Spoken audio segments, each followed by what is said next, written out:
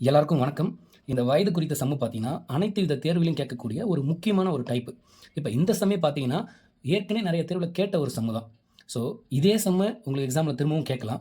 இல்ல இது மாதிரியான ஒரு சம்ம கேட்கலாம். இத எப்படி நம்ம வந்து ஷார்ட்கட்ல ஈஸியா போடலாம் அப்படிங்கிறத நம்ம பார்க்கலாம். ஸோ, இது மாரி சம்ல ஃபர்ஸ்ட்டு நம்ம பார்க்க வேண்டியது, அதில இருக்கிற கேரக்டர்ஸ்லாம் யாரு? எத்தன பேரோ அவங்க எல்லாருமே இப்படி தனியா எடுத்து எழுதிடணும். ஸோ, அத வந்து இது மாரி அவங்களே இந்த சீக்வென்ஸ்ல குடுப்பாங்களா அப்படின்னு பார்த்தா குடுக்க மாட்டாங்க. நம்ம அத படிச்சு தான் இப்படி எடுத்து எழுதணும். ஸோ, இதில ஃபர்ஸ்ட்டு லைன பாருங்களேன். தந்தையின் வயது மூத்த மகனின் வயதில் 2 மடங்கு அப்படின்னு குடுத்துட்டாங்க. தந்தையோட வயது மூத்த மகனின் வயதை விட 2 மடங்கு. அப்ப 2 மடங்குன்னு வரும்போது தந்தையோட வயசு எக்ஸ் ஆகாது. மூத்த மகனின் வயசு தான் எக்ஸ். அந்த மூத்த பையன் பெரிய பையனை விட அப்பாவோட வயசு டபுளா இருக்கு 2x அப்படின்னு போட்டு வரும். ஓகே. வேற யார் இதுல வராங்க அப்படின்னு பார்த்தா, இளைய மகன் ஒருத்தர் வராரு. சின்ன பையன் ஒருத்தர் வராரு. அவர் லாஸ்ட் லைன்ல கொடுத்துருக்காங்க பாருங்க. மூத்த மகனுக்கும் இளைய மகனுக்கும் வயசு வித்தியாசம் 15 வருஷம்.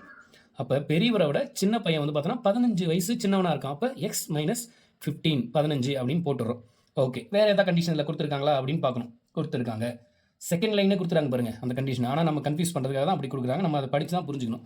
ஸோ 10 ஆண்டுகளுக்கு பிறகு தந்தையின் வயது இளைய மகனின் வயதை போல 3 மடங்கு.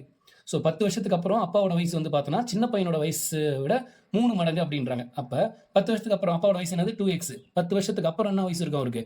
10 வயசு கூடி இருக்கும் இல்லையா? 2x + 10. ரைட். இப்போ இளைய மகன் வயசு என்ன போட்டிருக்கோம்? X minus 15. 10 வயசுக்கு அப்புறம் அவருக்கு என்ன வயசு இருக்கும்? அவருக்கும் 10 வயசு கூடி இருக்கும். ஆனால் 3 மடங்கு மாறுது தந்தையோட வயசு. ஸோ அதனால் வந்து இங்கே 3 போட்டுரும். புரியுதுங்களா? இது இந்த ஸ்டெப்பு புரியுதா? ரைட். ஓகே. இப்போ அடுத்த ஸ்டெப்பு இவ்வளோதான். இந்த ஸ்டெப்பை நீங்கள் புரிஞ்சு போட்டுட்டாலே அதுக்கப்புறம் ஆன்சர் வந்துடும்.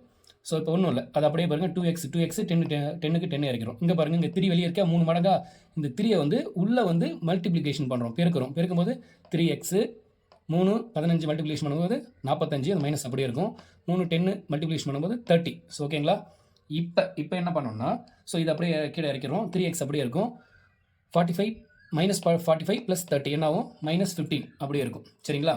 ரைட். இப்போ இந்த 2x அந்த பக்கம் கொண்டு போயிடலாம். 3x - 2x என்ன ஆகிடும்? வெறும் x ஆகிடும். சரிங்களா? ஓகே. இந்த 10 அப்படியே இருக்கும். இங்கே இருந்த 15 இந்த பக்கம் வரும்போது +15 மாறிடும். +15 மாறிடும். So x = 25. அப்போ எக்ஸ் 25னா எக்ஸ்ன்றது யாரு? மூத்த மகனோட வயசு 25 நமக்கு தெரிஞ்சிருச்சு. நம்மளோட கொஸ்டின்ல என்ன கேட்குறாங்க? தந்தையின் வயது என்னன்னு கேட்குறாங்க.